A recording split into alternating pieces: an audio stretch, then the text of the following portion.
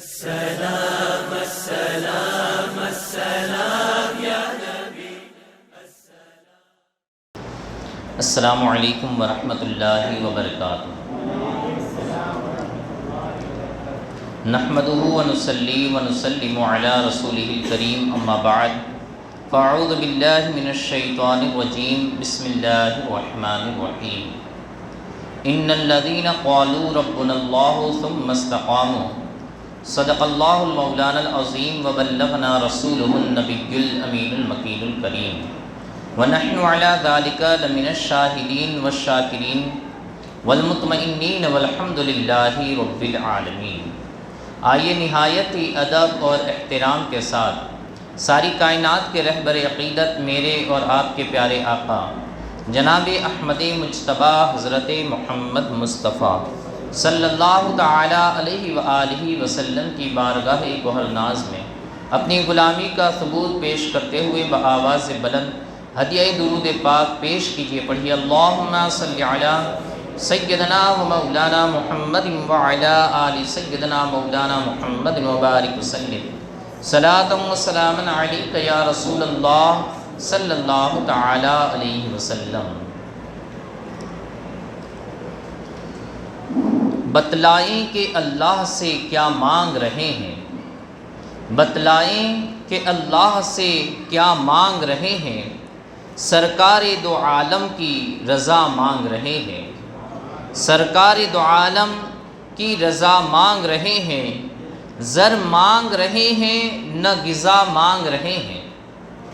زر مانگ رہے ہیں نہ غذا مانگ رہے ہیں، نعت شہ والا کا صلہ مانگ رہے ہیں، نعت شہ والا کا صلہ مانگ رہے ہیں. دولت کی تمنا ہے نہ سلطانی کی خواہش، دولت کی تمنا ہے نہ سلطانی کی خواہش، بس شہر مدینہ کی آب و ہوا مانگ رہے ہیں، بس شہر مدینہ کی آب و ہوا مانگ رہے ہیں. اے خالق کونین دعا ان کی ہو مقبول، اے خالق کونین دعا ان کی ہو مقبول. طیبہ میں جو مرنے کی دعا مانگ رہے ہیں، طیبہ میں جو مرنے کی دعا مانگ رہے ہیں. جس شہر میں صدیق و عمر جلوہ نما ہیں، جس شہر میں صدیق و عمر جلوہ نما ہیں، اس شہر مقدس کی فضا مانگ رہے ہیں، اس شہر مقدس کی فضا مانگ رہے ہیں. سرکار کی مدحت کے لیے دل سے شب و روز، سرکار کی مدحت کے لیے دل سے شب و روز اللہ سے ہم فکر رضا مانگ رہے ہیں، اللہ سے ہم فکر رضا مانگ رہے ہیں. سرکار کی نعلین کا مل جائے اتارا، سرکار کی نعلین کا مل جائے اتارا، احمد یہی ہم روز دعا مانگ رہے ہیں، احمد یہی ہم روز دعا مانگ رہے ہیں. بس شہر مدینہ کی ہوا مانگ رہے ہیں. درود پاک پڑھیے اللہم صلی علی سیدنا و مولانا محمد وعلی آل سیدنا مولانا محمد وبارک وسلم. صلاۃ و سلام علیک یا رسول اللہ صلی اللہ تعالی علیہ وآلہ وسلم. اللہ رب العزت کا نہایت ہی فضل و کرم اور اس کا احسان عظیم ہے کہ رب کائنات نے مجھے اور آپ کو مسلمان بنایا، نبی رحمت صلی اللہ تعالی علیہ وآلہ وسلم کی امت میں پیدا فرمایا، اور مزید اس کا احسان عظیم کہ اس نے ہمیں اہل سنت والجماعت میں پیدا فرمایا. اللہ رب العزت ہمیں ہمیشہ اہل سنت والجماعت کے معمولات کے مطابق زندگی گزارنے والا بنائے، اور انہی معمولات اور نظریات پر ہمیں موت بھی عطا فرمائے. پچھلے روز ہم نے سماعت کیا کہ جانثاران مصطفیٰ، غلامان مصطفیٰ صلی اللہ تعالی علیہ وآلہ وسلم کو جب انہوں نے دین اسلام کی دعوت کو قبول کیا اور آقا رحمت صلی اللہ تعالی علیہ وآلہ وسلم کی غلامی کا پٹا اپنے گلے میں ڈالا، تو ان غلامان مصطفیٰ پر کافروں نے کس طریقے سے ظلم و ستم کے پہاڑوں کو ڈھائے اور کس طریقے سے ان پر ظلم و ستم کیا۔ ایسا ظلم و ستم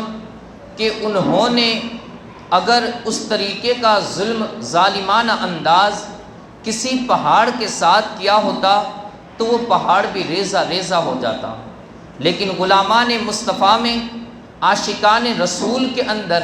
ذرہ برابر بھی کوئی بھی فرق انہیں نظر نہ آیا۔ جتنا وہ ظلم و ستم ان کے اوپر کرتے جاتے، ان کا عشق مصطفیٰ جان رحمت صلی اللہ تعالیٰ علیہ وآلہ وسلم کے ساتھ اسی قدر بڑھتا جاتا۔ جس طریقے سے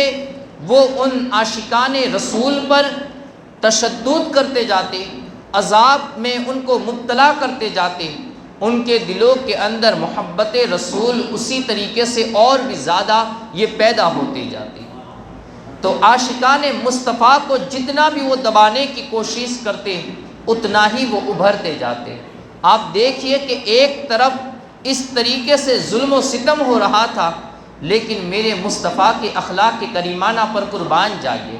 میرے مصطفیٰ جان رحمت صلی اللہ تعالیٰ علیہ وآلہ وسلم کی شکل و صورت پر قربان جائیے، آپ کے حسن انداز پر قربان جائیے، اور آپ کی نورانی شکل و صورت پر قربان جائیے کہ جہاں پر ایک طرف یہ ظلم و ستم کے پہاڑ توڑے جاتے تھے، عذاب جن پر نازل کیا جاتا تھا، لیکن اس کے باوجود وہاں انداز یہ تھا کہ دن بدن دین اسلام کی تبلیغ کے اندر، دین اسلام کے قبول کرنے والوں کے اندر یہ اضافہ ہوتا چلا جاتا تھا۔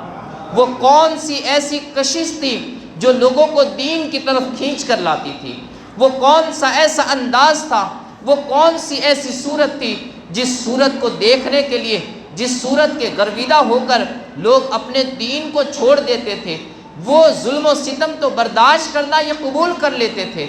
لیکن مصطفیٰ جان رحمت صلی اللہ تعالیٰ علیہ وآلہ وسلم کی تبلیغ کو دیکھ کر اور آپ کے پیغام کو سن کر وہ دین اسلام میں داخل ہو جاتے تھے۔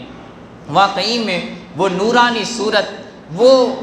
ہر ایک دل عزیز صورت، وہ مصطفیٰ جان رحمت صلی اللہ تعالیٰ علیہ وآلہ وسلم کی صورت تھی۔ وہ آپ کا انداز تھا، وہ آپ کا حسن بیان تھا کہ جسے جو بھی سنتا تھا آپ کا گرویدہ ہو کر وہ رہ جاتا تھا، اور جو ایک مرتبہ مصطفیٰ کے دامن رحمت میں پناہ لے لیتا تھا تو پھر کافر ان پر جتنا چاہے اپنا حربہ آزماتے، لیکن اس کے باوجود بھی وہ تمام طریقوں سے وہ ناکام ہو کر ایک طرف تھک ہار کر بیٹھ جاتے۔ اب دیکھیں لطیفہ، یہ حضرت عامر بن فہیرہ رضی اللہ تعالیٰ عنہ کی بہن تھی۔ حضرت لطیفہ یہ حضرت عمر ابن خطاب رضی اللہ تعالیٰ عنہ کی یہ لونڈی تھی، اور ساتھ میں آپ ایک اور بھی لونڈی تھی جو مسلمان ہو چکی تھی، اور یہ دونوں لونڈیاں یہ حضرت عمر ابن خطاب رضی اللہ تعالیٰ عنہ کی ملکیت میں تھی۔ حضرت عمر ابن خطاب رضی اللہ تعالیٰ عنہ ابھی ایمان نہیں لائے تھے، اور آپ کے ایمان لانے سے پہلے آپ بھی اسلام کے سخت مخالف تھے، اور اس قدر مخالف کہ حضرت لطیفہ جو آپ کی باندی تھی، آپ کی لونڈی تھی، اسے اس قدر مارتے اور پیٹتے تھے کہ جب آپ کو پتہ چلا کہ یہ ایمان لے آئی ہے، یہ اس نے اسلام کو قبول کر لیا ہے، تو پھر حضرت عمر ابن خطاب رضی اللہ تعالیٰ عنہ روزانہ صبح اسے کھڑا کرتے اور ایک درے سے اسے مارنے لگتے، یہاں تک کہ اس قدر مارتے کہ وہ تھک کر وہ خود بیٹھ جاتے اور کہتے کہ ابھی میں سستا لوں، ابھی میں تھوڑی تھکن کو اتار لوں، میں پھر تجھے ماروں گا جب تک کہ تو اپنے دین کو چھوڑ کر اپنے آباء و اجداد کے دین کو قبول کرنا کر لے۔ تو حضرت عمر ابن خطاب رضی اللہ تعالیٰ عنہ جیسا جری اور بہادر شخص، ہمت والا شخص، وہ بھی اس عورت کے سامنے، بلکہ یوں کہیے کہ کفر اسلام کے سامنے تھک کر بیٹھ جاتا تھا۔ وہ وہاں پر اپنی تھکان کو اتارنے کے لیے بیٹھ جاتا تھا، لیکن اس دین اسلام کے ماننے والے اور اس محبت رسول کے پیکر کے سامنے وہ ہار کر بیٹھ جاتا تھا۔ وہ وہاں پر محبت رسول کے جانثار اس عورت کے سامنے وہ ہار کر بیٹھ جاتا تھا، لیکن وہاں پر اس عورت کے قلب نازنی کے اندر، اس کے بھی قدموں کے اندر ذرہ برابر بھی تزلزل نہیں پیدا ہوتا تھا، ذرہ برابر بھی اس کے اندر کمزوری نہیں آتی تھی۔ گویا کہ عورت کے سامنے بھی ایک مرد ہار کر بیٹھ جاتا تھا، وہ صرف اس وجہ سے کہ وہاں پر وہ جس مقام پر ہے وہ کفر کے مقام پر ہے، اور اس کے دل کے اندر ایمان کی تازگی، ایمان کی چاشنی پہنچ چکی ہے، وہ ایمان والی عورت ہو چکی ہے۔ تو گویا ایمان یہ نرمی بھی سکھاتا ہے اور استقامت بھی سکھاتا ہے۔ ایمان کے آنے سے بندے کے اندر استقامت آ جاتی ہے، ایمان کے آنے سے بندے کے اندر طاقت و قوت پیدا ہو جاتی ہے، ایمان کے آنے سے بندے کے اندر مضبوطی آ جاتی ہے، اور ایمان نہ ہونے سے بندہ ہوشیار بھی ہو، عقل مند بھی ہو، پڑھا لکھا بھی ہو، اور چاہے عقل مند بھی ہو لیکن اس کے باوجود بھی وہ ظالم و جابر اور شفاقیت اس کے اندر ہوتی ہے۔ گویا کہ یہاں پر ایک طرف شفاقیت، ظلم و ستم کا نظارہ تھا، لیکن دوسری طرف ایک صدا آ رہی تھی، تم چاہے ہم پر ظلم و ستم کے پہاڑ بھی توڑ دو لیکن دل سے نام مصطفیٰ کے خلاف، یا آپ چاہو کہ ہم دین اسلام سے بغاوت کر لیں تو کہا کہ اس کا شائبہ اور اس کا خیال تک بھی نکال دو، ہم مصطفیٰ جان رحمت صلی اللہ تعالیٰ علیہ وآلہ وسلم سے کسی بھی صورت میں یہ غداری نہیں کر سکتے ہیں۔ ہم جانے مصطفیٰ جان رحمت صلی اللہ تعالیٰ علیہ وآلہ وسلم پر اپنی جانیں قربان کر دیں گے، لیکن آقا رحمت صلی اللہ تعالیٰ علیہ وآلہ وسلم کے دیے ہوئے دین سے کسی بھی صورت میں یہ پیچھے نہیں ہٹیں گے۔ وہاں پر ایک عورت نے یہ حضرت عمر ابن خطاب رضی اللہ تعالیٰ عنہ کے سامنے اس طریقے کی استقامت دکھائی، اور یہ کون سی استقامت ہے؟ یہ وہی استقامت ہے جسے رب کائنات نے کلام مجید میں بیان فرمایا، ان الذین قالوا ربنا اللہ ثم استقاموا، بے شک وہ لوگ جنہوں نے کہا کہ ہمارا رب اللہ ہے اور پھر اس پر جم گئے، ایسے جم گئے کہ پھر ان کے قدموں کے اندر ذرہ برابر بھی ڈگمگاہٹ پیدا نہیں ہوئی۔ فرماتے ہیں کہ پھر حضرت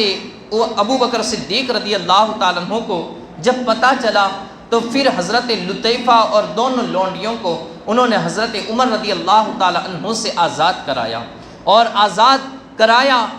خرید کر پھر انہیں آزاد بھی کر دیا۔ حضرت ابو بکر صدیق رضی اللہ تعالیٰ عنہ کے والد محترم حضرت ابو قحافہ رضی اللہ تعالیٰ عنہ یہ بھی اسلام آباد میں لے آئے۔ جب انہوں نے اپنے بیٹے ابو بکر کا اس طریقے سے غلاموں کو، اور ایسے غلاموں کو جو کمزور اور ناتواں تھے، یعنی کسی طریقے سے ان کی کوئی اچھی قیمت بھی سامنے آ نہیں سکتی تھی، لیکن انہیں بہت ہی بیش قیمت کے اندر وہ انہیں خریدتے اور پھر انہیں آزاد بھی کر دیتے، انہیں اپنے کام کاج کے لیے رکھتے بھی نہ تھے۔ حضرت ابو قحافہ نے اپنے بیٹے سے کہا، یا بنی اراک تعتق رقابا ضعافا فلو انک فعلت فاعتقت رجالا جلداء یمنعونک ویقومون دونک، اے میرے بیٹے میں دیکھ رہا ہوں کہ تم ایسے غلاموں کو آزاد کرتے ہو جو ضعیف اور کمزور ہیں، اگر تمہیں غلاموں کو آزاد کرنے کا شوق ہی ہے تو تم طاقتور اور مضبوط غلاموں کو آزاد کیا کرو کہ جو مشکل وقت میں تمہارا ساتھ دے، جو مشکل وقت میں دشمن کے سامنے تمہارے مقابلے کے لیے آ جائے اور اپنے سینے کو حاضر کر کر رکھ دے، جو تمہارے مشکل وقت میں تمہارے کام آ سکے۔ حضرت سیدنا ابو بکر صدیق رضی اللہ تعالی عنہ نے جو جواب دیا، فرماتے ہیں، یا ابتی انما اريد ما اريد للہ عز وجل، کہا کہ اے میرے باپ، اے میرے والد محترم، میں انہیں کسی بھی احسان کے لیے یا کسی بھی اپنائیت کے لیے میں آزاد نہیں کر رہا ہوں، میں تو انہیں آزاد مصطفیٰ کے نام پہ کر رہا ہوں، میں تو رب کی رضا کے خاطر ان لوگوں کو خرید رہا ہوں اور انہیں آزاد کر رہا ہوں۔ حضرت سیدنا ابو بکر صدیق رضی اللہ تعالی عنہ نے اس طریقے سے کئی غلاموں کو یہ ظلم و ستم کی چکی سے نکالا اور انہیں آزاد کر دیا، لیکن آزاد وہ لوگ کہاں ہوتے؟ وہاں پر تو حالت یہ تھی کہ آقا رحمت صلی اللہ تعالیٰ علیہ وآلہ وسلم کے وہ جانثاران اور وہ جانثاران مصطفیٰ جب کافروں کی غلامی سے وہ لوگ آزاد ہوتے تو دوسری طرف ہر طریقے سے، چونکہ وہ کمزور تھے، وہ بے گھر تھے، تو ہر کوئی انہیں جہاں پر جس وقت جس کو بھی موقع ملتا وہ انہیں ستانے لگتا۔ آپ دیکھیں حضرت خباب بن ارس، انہیں خبیب بھی کہا جاتا ہے، حضرت خبیب رضی اللہ تعالیٰ عنہ جن کا نام خباب تھا، یہ آزاد ماں باپ کے آزاد بیٹے تھے، لیکن کسی نے انہیں ظلماً پکڑ کر مکہ کے بازار کے اندر لا کر بیچ دیا۔ اب ان کو ایک عورت نے خریدا جن کا نام ام عمار تھا۔ ام عمار بڑی ہی سخت کافرہ تھی اور اس کا کام یہ آہن گری یعنی کہ لوہے وغیرہ لوہار کا کام تھا۔ اب حضرت خباب رضی اللہ تعالی عنہ یہ جب اس کی غلامی میں آئے تو اب دیکھیے مصطفیٰ جان رحمت صلی اللہ تعالی علیہ وآلہ وسلم کے سبق کو کہ وہ کس طریقے سے اس کے ایک آزاد مرد تھے، لیکن جب غلامی میں آئے تو پھر اس کا کام کاج کرنے لگے۔ نبی پاک صلی اللہ تعالی علیہ وآلہ وسلم یہ اکثر آپ کے پاس آیا جایا کرتے تھے، اور یہی وجہ تھی کہ حضرت خباب رضی اللہ تعالی عنہ کو یہ نبی پاک صلی اللہ تعالی علیہ وآلہ وسلم سے دلی محبت ہو گئی تھی۔ اور ایسی محبت میرے شیخ فرماتے ہیں، کوئی بلال سے پوچھے خبیب سے سمجھے، سزائے الفت سرکار کا مزہ کیا ہے۔ ایسی محبت ہو گئی تھی کہ خبیب رضی اللہ تعالی عنہ پر جب ان کی مالکہ ام عمار کو یہ پتہ چلا کہ خبیب یعنی حضرت خباب یہ ایمان لے آئے ہیں، تو وہ ایک لوہے کے ٹکڑے کو بھٹی کے اندر ڈالتی، اسے سخت گرم کرتی، یہاں تک کہ جب وہ بالکل لال ہو جاتا تو اسے وہاں سے نکال کر جب اسے موڑنے کے لیے کبھی یہ ہوتا ہے کہ لوہار اسے پانی میں ڈالتے ہیں، اسے ٹھنڈا کرتے ہیں، لیکن وہ گرم بھٹی سے نکالے ہوئے اس ٹکڑے کو لے کر حضرت خباب رضی اللہ تعالیٰ عنہ کے سر کے اوپر رکھ دیتی۔ آپ ذرا غور کیجئے کہ اس وقت حضرت خباب رضی اللہ تعالیٰ عنہ کی حالت کس طریقے سے ہو جاتی ہوگی۔ حضرت خباب رضی اللہ تعالی عنہ پر ایسا ظالمانہ سلوک کیا جاتا، لیکن مصطفیٰ جان رحمت صلی اللہ تعالی علیہ وآلہ وسلم کے اس غلام پر اور اس عاشق پر ہمارے ماں باپ قربان جائے کہ حضرت خباب رضی اللہ تعالی عنہ کے ایمان میں ذرہ برابر بھی کمزوری نہیں آتی تھی۔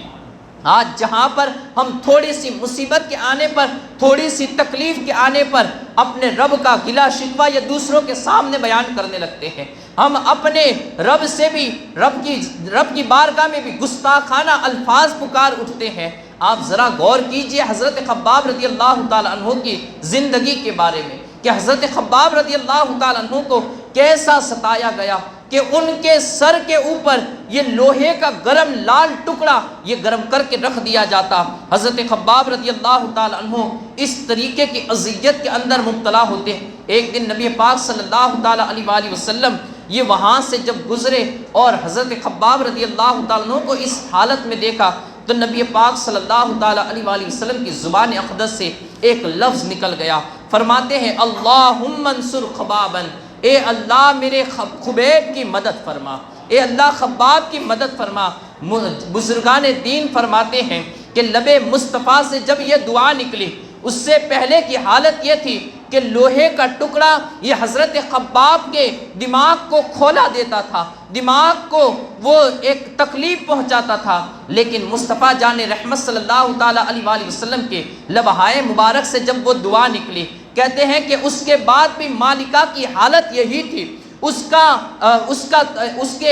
کا یہی حرکتیں تھی کہ وہ ہمیشہ ایک لوہے کے ٹکڑے کو یہ آگ کے اندر گرم کرتی اور حضرت خبیب رضی اللہ تعالی عنہ کے سر کے اوپر وہ اسے رکھ دیتی اور تکلیفیں پہنچاتی، لیکن بعد میں بھی اس کی حالت یہی تھی، اس کی حرکتیں یہی تھی، اس کی شرارتیں یہی تھی، لیکن مصطفیٰ کی دعا پر قربان جائیے کہ وہ دعا رب کی بارگاہ میں ایسی مقبول ہوئی اور رب نے حضرت خبیب کی ایسی مدد فرمائی کہ لوہے کا ٹکڑا سر پہ رکھا جاتا تھا لیکن حضرت خبیب رضی اللہ تعالیٰ عنہ کو تکلیف بھی نہیں ہوتی تھی۔ یہ میرے مصطفیٰ جان رحمت صلی اللہ تعالی علیہ وآلہ وسلم کی دعا کا اثر تھا۔ اجابت کا صحرا، عنایت کا جوڑا، دلہن بن کے نکلی دعائے محمد، اجابت نے جھک کر گلے سے لگایا بڑی ناز سے جب دعائے محمد، تو دعائے محمد صلی اللہ تعالی علیہ وآلہ وسلم کا اثر یہ ہوا حضرت خبیب رضی اللہ تعالیٰ عنہ کو پھر بھی الغرض دیکھا بھی جائے کہ اگر ایک مرتبہ بھی کسی کے ساتھ یہ کام کیا جائے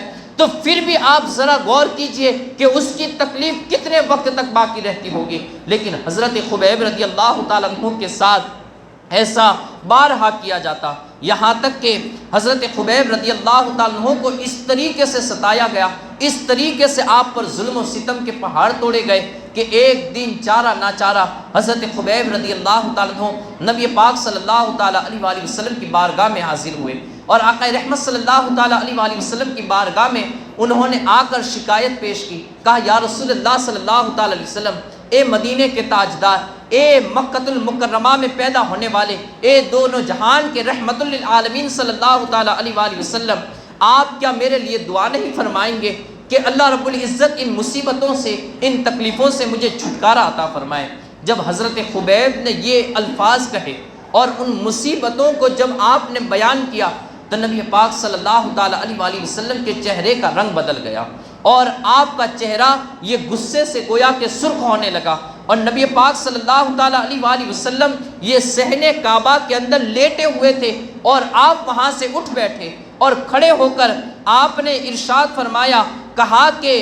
اے خبیب، کیا تم جانتے نہیں ہو کہ تم سے اگلوں کو کس طریقے سے اس دین کے لیے اور اس اسلام کے لیے تکلیفوں کے اندر مبتلا کیا گیا، کہ ان کے لیے آگ کی کنگیاں تیار کی جاتی اور لوہے کی ان آگ والی کنگیوں سے ان کی چمڑی کو ادھیل لیا جاتا تھا، اور اس طریقے سے انہیں رب کائنات نے آزمایا۔ تمہیں تو اگلوں سی مصیبتیں بھی نہیں پہنچی ہیں اور تم اپنے رب کی شکایت پیش کر رہے ہو، اپنے رب کا شکوہ گلا یہ دوسروں کے سامنے پیش کر رہے ہو۔ ذرا یہاں پر غور کیجئے کہ ہمیں اگر چھوٹی سی تکلیف پہنچ جائے، ہم لوگوں کے بیچ میں اس کا واویلا مچاتے پھرے، اس کا شور مچاتے پھرے، تو پھر یہاں پر تو دیکھیں کہ حضرت خبیب رضی اللہ تعالیٰ عنہ کو اس طریقے سے ان پر ظلم و ستم کیا جا رہا تھا، انہیں ستایا جا رہا تھا، اور درد مندوں کی وہ ذات مقدسہ کہ جو ہر ایک کے درد کو دور کر دیتی تھی، وہ ذات مصطفیٰ جان رحمت صلی اللہ تعالیٰ علیہ وآلہ وسلم یہ سامنے موجود تھی۔ لیکن جب خبیب نے اپنے درد کو بیان کیا، آقا رحمت صلی اللہ تعالیٰ علیہ وآلہ وسلم نے انہیں تلقین دی اور انہیں تنبیہ کیا، کہا نہیں، تم نے جس دین کو قبول کیا ہے، تم نے جس دین کا کلمہ پڑھائے ہے، وہ کلمہ یہ آسانی سے میسر ہونے والا نہیں ہے، اس کلمے کے لیے تمہیں اپنی جانوں کا سودا پیش کرنا ہوگا۔ ان اللہ اشترى من المؤمنین انفسهم واموالهم بان لهم الجنہ، مومین تو وہ ہیں جنہوں نے اپنی جانوں اور مالوں کے ذریعے اپنے رب سے جنت کا سودا فرمایا ہے۔ کہا تمہیں اپنے جان بھی دینی پڑے گی، تمہیں اپنے مالوں کو بھی قربان کرنا پڑے گا، اس لیے کہ رب تمہیں اس کے بدلے میں جنت عطا فرمائے گا۔ کہا یہ اتنا آسان سودا نہیں ہے، یہ کوئی آسان چیز نہیں ہے کہ تم نے اس کو آسان سمجھ لیا ہے۔ کہا نہیں، جو مومین ہوگا وہ ضرور آزمایا جائے گا، جو ایمان والا ہوگا اسے آزمائش کے اندر مبتلا کیا جائے گا۔ گویا کہ جو جتنے ایمان میں مکمل ہوگا، جس کا ایمان کا مقام جتنا اونچا ہوگا، اس پر آزمائشیں بھی اتنی بڑی آنی ہیں، اس کو آزمائشوں میں بھی اس قدر مبتلا کیا جائے گا۔ تو گویا آپ ذرا غور کیجئے، حضرت نبی پاک صلی اللہ تعالیٰ علیہ وآلہ وسلم نے حضرت خبیب کو تنبیہ فرمائی، اور پھر آپ نے فرمایا، کہا سنو خبیب، یقیناً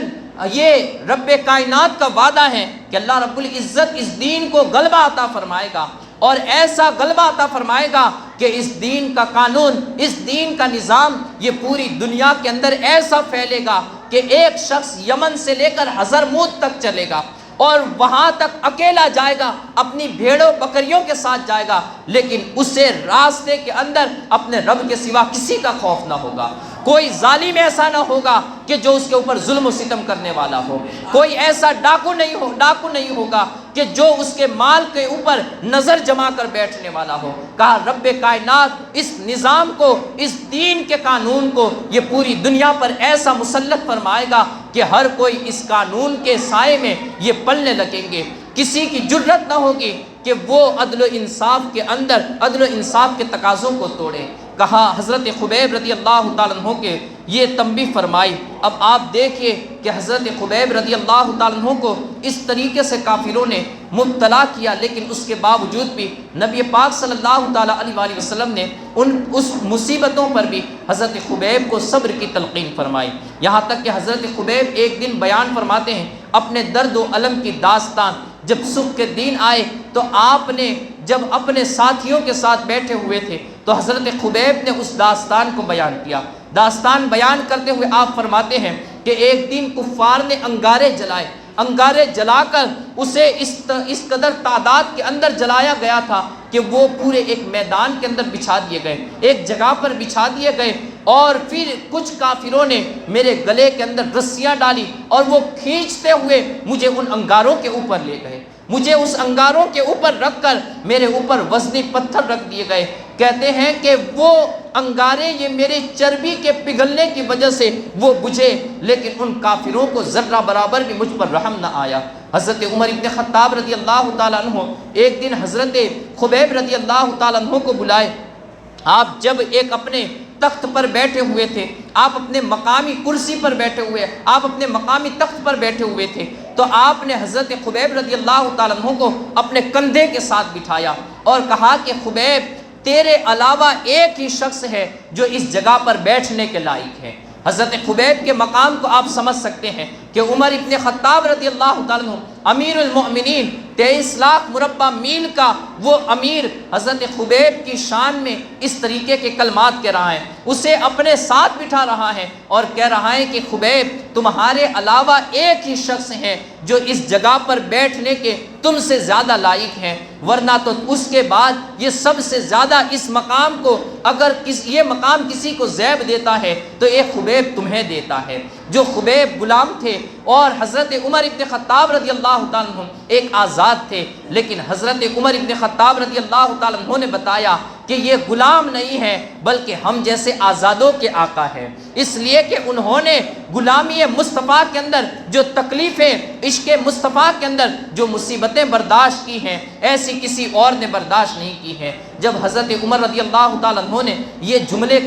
کہا کہ تمہارے علاوہ ایک ہی شخص ہے جو آپ سے زیادہ اس مقام پر بیٹھنے کے لائق ہے، تو حضرت خبیب نے کہا کہ وہ کون ہے؟ حضرت عمر ابن خطاب رضی اللہ تعالیٰ عنہ نے فرمایا، کہا وہ بلال حبشی ہے، کہ انہیں بھی اس راہ کے اندر بڑا ہی ستایا گیا، وہ بھی اس راہ کے ایسے مسافر ہیں کہ ان کے اوپر بھی ظلم و ستم کے پہاڑ توڑے گئے۔ تو کہا کہ وہ تم سے زیادہ اس راہ پر، مجھ سے بھی زیادہ اس مقام کے لائق ہے۔ حضرت خبیب رضی اللہ تعالیٰ عنہ نے وہاں پر حضرت امیر المؤمنین سے فرمایا، کہا نہیں عمر، ایسا نہیں ہے، بلکہ میں نے بھی اس راستے کے اندر وہ تکلیفیں برداشت کی ہیں۔ حضرت عمر ابن خطاب رضی اللہ تعالیٰ عنہ کے زمانے کے اندر حضرت خبیب رضی اللہ تعالیٰ عنہ نے اپنی قمیص کو اٹھایا اور اپنی قمیص کو اٹھا کر اپنی پیٹھ کو حضرت عمر کی طرف پھیر دیا، کہا کہ دیکھو یہ جو میری پیٹھ پوری کے پوری سفید ہو چکی ہے، یعنی وہ سفید برس جیسے داغ یہ حضرت عمر رضی اللہ تعالیٰ عنہ کے زمانے تک بھی یہ حضرت خبیب کی پیٹھ پر موجود تھے، اور کہا کہ یہ جو پیٹھ میری آج تک سفید ہے وہ کسی اور وجہ سے نہیں ہے بلکہ کفار کے مجھ پر انگاروں پر لٹائے جانے کی وجہ سے۔ آپ ذرا غور کیجئے کتنے سال کا عرصہ گزر چکا تھا، لیکن اس وقت تک وہ عشق مصطفیٰ کی سزاؤں کے داغ یہ وہاں تک بھی باقی تھے۔ ایسے عشق مصطفیٰ کے داغ یہ اگر میدان محشر تک بھی باقی رہ جائے تو پھر تو مصطفیٰ جان رحمت صلی اللہ تعالیٰ علیہ وآلہ وسلم کی نظر رحمت نصیب ہو جائے۔ اور واقعی میں جو بھی عشق مصطفیٰ میں تڑپتے ہیں مصطفیٰ جان رحمت ان پہ کرم فرماتے ہیں۔ حضرت خبیب رضی اللہ تعالیٰ عنہ نے اس طریقے سے اپنے ایمان کے اندر مضبوطی کا ایک مظاہرہ فرمایا، اور ساتھ ہی ساتھ جب ان کے سامنے لوگ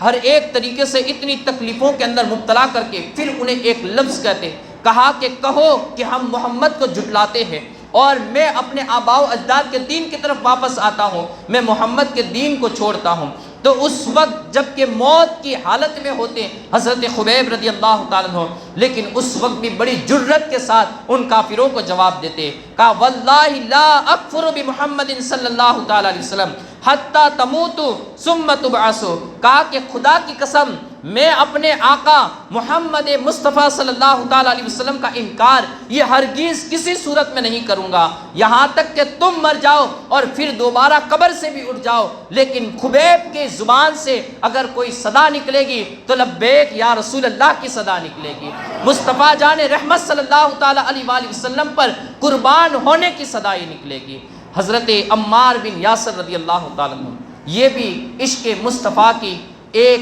وہ کڑی ہے کہ جنہوں نے واقعی میں ہمارے سینوں کے اندر بھی عشق مصطفیٰ کو پیدا کر کے رکھا ہے۔ اور آج تک وہ دین اسلام کی تازگی اور دین اسلام کی رونق جو اس دنیا کے اندر جلوہ گر ہے، اس رونق کے اندر، اس اجالے کے اندر ایک دیا حضرت عمار بن یاسر رضی اللہ تعالیٰ عنہ کا بھی جلایا ہوا ہے۔ حضرت عمار بن یاسر رضی اللہ تعالیٰ عنہ،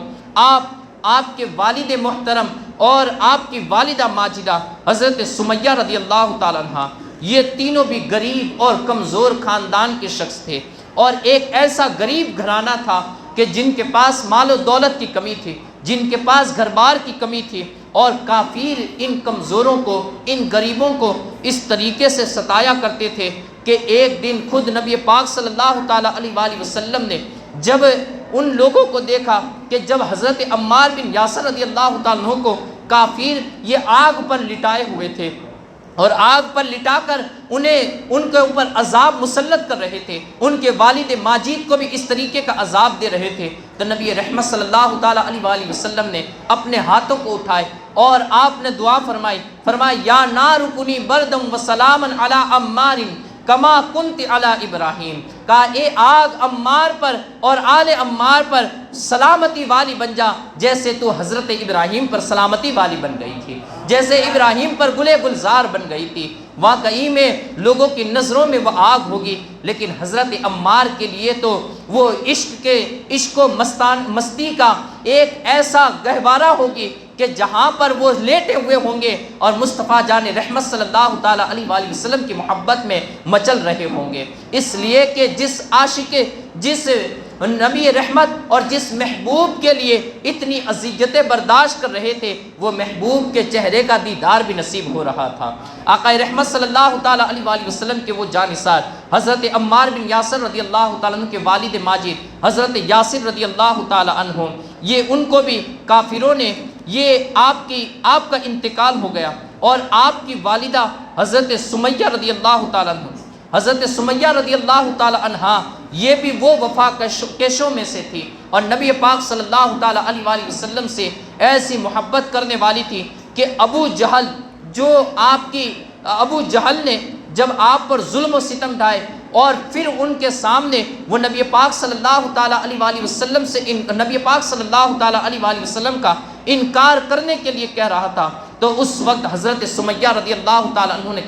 کہا نہیں، تو اپنی ظلم و ستم کی حدوں کو بھی پار کر دے، تو چاہے مجھ پر کتنا بھی ظلم و ستم کرے، لیکن اس دل سے کبھی بھی مصطفیٰ جان رحمت صلی اللہ تعالیٰ علیہ وآلہ وسلم سے غداری نہیں ہو سکتی، اس دل سے، اس زبان سے مصطفیٰ جان رحمت صلی اللہ تعالیٰ علیہ وآلہ وسلم کا کبھی بھی انکار نہیں ہو سکتا ہے۔ آقا رحمت صلی اللہ تعالیٰ علیہ وآلہ وسلم جب ان لوگوں کی ان اداؤں کو دیکھتے تو آپ انہیں تلقین فرماتے، کہا صبرن آل یاسر، صبرن آل یاسر فإن موعدکم الجنت، کہا اے آل یاسر صبر کرو، اے آل یاسر صبر کرو، اللہ رب العزت نے تم سے جنت کا وعدہ فرمایا ہے۔ حضرت سمیہ رضی اللہ تعالی عنہ جب یہ جواب دیتی تو ایک دن ابو جہل بڑا ہی تیش میں آ گیا اور اس نے ایک نیزہ لے کر حضرت سمیہ رضی اللہ تعالی عنہ کے پیٹ کے نیچے اس طریقے سے مارا کہ وہ اسی وقت آپ کا انتقال ہو گیا۔ اور فرمایا جاتا ہے کہ فَهِيَ أَوَّلُ شَهِيدَةٍ فِي الْإِسْلَامِ،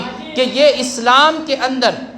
سب سے پہلی شہیدہ تھی کہ جنہوں نے دین اسلام کے خاطر اپنی قربانی کو پیش کیا۔ یہ دین اسلام کے اندر نبی پاک صلی اللہ تعالیٰ علیہ وآلہ وسلم کی بعثت کے بعد یہ ایک ایسی شہیدہ تھی کہ سب سے پہلے اگر کسی نے شہادت کے دروازے کو کھولا تو وہ حضرت سمیہ رضی اللہ تعالی عنہا تھی۔ حضرت سمیہ رضی اللہ تعالی عنہا کو اسی دین کے خاطر، اسی دین کی آبیاری کے خاطر شہید کر دیا گیا۔ صرف ان کا قصور یہ تھا کہ انہوں نے لا الہ الا اللہ کو پکارا تھا۔ آپ دیکھیے تو صحیح کہ یہ وہ کمزوروں کا دائرہ تھا کہ جن کے اوپر اس طریقے سے ظلم و ستم کیا جا رہا تھا۔ وہ وہاں پر ان غلاموں کا دائرہ تھا کہ جو اپنے آقاؤں کی ملکیت میں تھے تو وہ لوگ ان کے اوپر ظلم و ستم کے پہاڑ توڑ رہے تھے۔ اور آپ دوسری طرف ان لوگوں کو بھی دیکھیے کہ جو لوگ مالدار گھرانوں کے تھے، وہاں پر ان لوگوں کے اندر اسلام کی نفرت اور اسلام سے دشمنی اس طریقے سے بیٹھ چکی تھی کہ اگر ان کی اولاد میں سے کوئی بیٹوں میں سے بھی اگر کوئی دین کو قبول کر لیتا تو وہ اس بیٹے کے ساتھ بھی ظالمانہ سلوک کرتے تھے، حضرت مصعب بن عمیر رضی اللہ تعالیٰ عنہ ایک مالدار گھرانے کے شخص تھے، ایک لوتے بیٹے تھے، اکلوتے بیٹے تھے، اور اس طریقے کی محبت کہ حضرت مصعب بن عمیر رضی اللہ تعالیٰ عنہ آپ کی والدہ ماجدہ اس طریقے سے محبت فرمایا کرتی تھی کہ حضرت مصعب جس گلی سے گزر جاتے تھے اس گلی سے کئی گھنٹوں تک خوشبوئیں آتی رہتی تھی۔ اس طریقے سے آپ عطر استعمال کرتے تھے، ایسے مہنگے ترین کپڑے پہنتے تھے کہ وہاں پر لوگ انہیں دیکھنے کے لیے ترستے تھے۔ اس طریقے سے حضرت مصعب بن عمیر رضی اللہ تعالیٰ عنہ کا اسلام کے لانے سے پہلے یہ حال تھا، لیکن جب انہوں نے محمد عربی صلی اللہ تعالیٰ علیہ وآلہ وسلم کے نام پاک کو پکارا اور اس رب کے نام پر اپنی جان کو قربان کیا، اس رب کے نام کو اپنے دل میں بٹھایا، تو کہتے ہیں والدہ نے ان کے لباس کو بھی چھین لیا، ان کی عمدہ خوشبوؤں کو بھی چھین لیا۔ آپ ذرا غور تو کیجئے کہ ماں تو کبھی بیٹا کسی برے کام کے اندر بھی چل رہا ہو لیکن پھر بھی اس کے ساتھ محبت والا سلوک کرتی ہے، اگرچہ اس کا بیٹا برا ہے، پوری دنیا اس سے برا کہہ سکتی ہے، لیکن ماں کی محبت یہ ہوتی ہے کہ ہر کوئی اس سے برا کہے لیکن ماں تو اپنے بیٹے کو لاڈلا ہی اور پیارا ہی کہہ کر پکارتی ہے، اپنے بیٹے کو یہ چاند کا ٹکڑا ہی کہہ کر پکارتی ہے، تو وہ اپنے بیٹے سے اس قدر محبت کرتی ہے۔ لیکن آپ ذرا ان عرب کی ان عورتوں کو دیکھیے کہ ان کے اندر اسلام کی کیسی نفرت بری ہوئی تھی، اسلام کی کیسی دشمنی بری ہوئی تھی، اور وہ ظالمیت،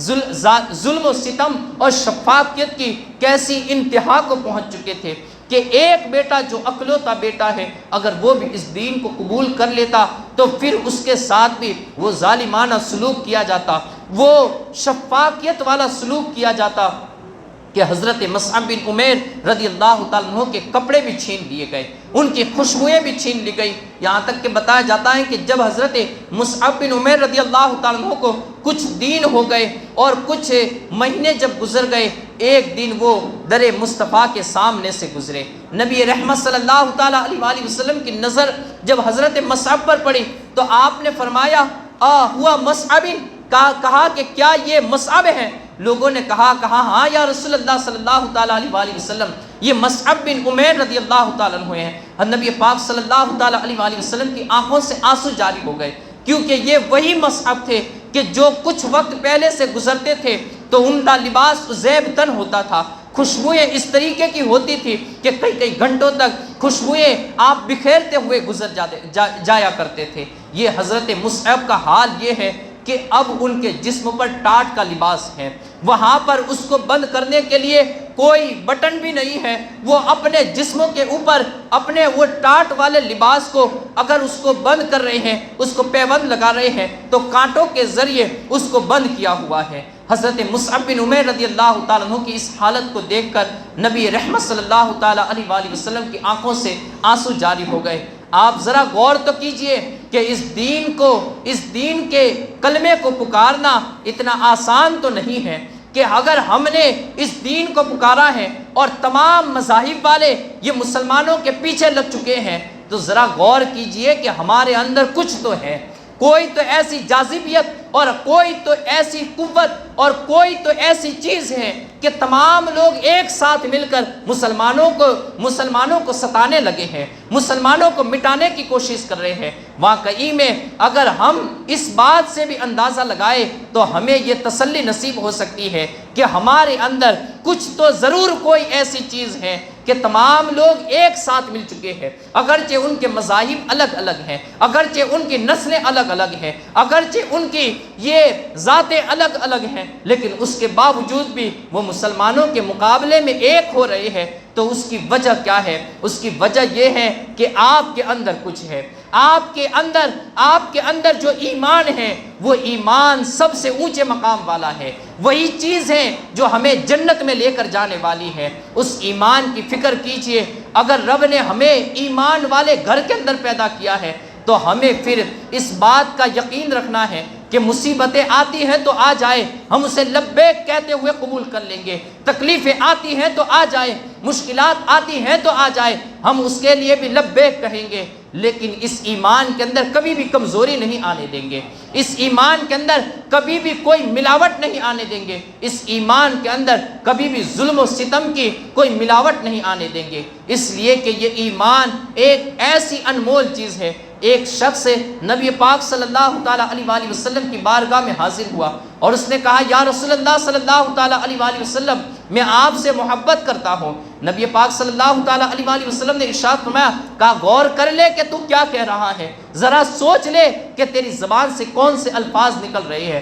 اس بندے نے کہا، دوسری مرتبہ پکار کر مجلس میں کھڑا ہو گیا، کہا ہاں ہاں یا رسول اللہ صلی اللہ تعالیٰ علیہ وسلم، میں نے ہر طریقے سے غور کر لیا اور سوچ لیا کہ میں آپ سے محبت کرتا ہوں، میرے دل میں آپ کی محبت ہے۔ نبی پاک صلی اللہ تعالیٰ علیہ وآلہ وسلم نے دوسری مرتبہ اس شخص کو پکارا اور کہا کہ غور کر لے کہ تو کیا کہہ رہا ہے، ذرا سوچ لے کہ تیری زبان کیا کہہ رہی ہے۔ اس شخص نے پھر کہا ہاں ہاں یا رسول اللہ صلی اللہ تعالیٰ علیہ وآلہ وسلم، میں آپ سے محبت کر رہا ہوں، میرے دل میں آپ کی سچی محبت ہے۔ نبی رحمت صلی اللہ تعالیٰ علیہ وآلہ وسلم نے پھر پکارا، ارشاد فرمایا، کہا کہ اے مجھ سے محبت کرنے والے، اے دین سے محبت کرنے والے، پھر تیار بھی ہو جا کہ تیرے اوپر آسمان سے زمین سے ہر طرف سے ایسی مصیبتیں آئے گی کہ جس طریقے سے تسبیح کا دھاگا ٹوٹ جائے تو اس کے موتی جس طریقے سے گرتے ہیں، پھر تو ایسی مصیبتوں کا مقابلہ کرنے کے لیے بھی تیار ہو جا۔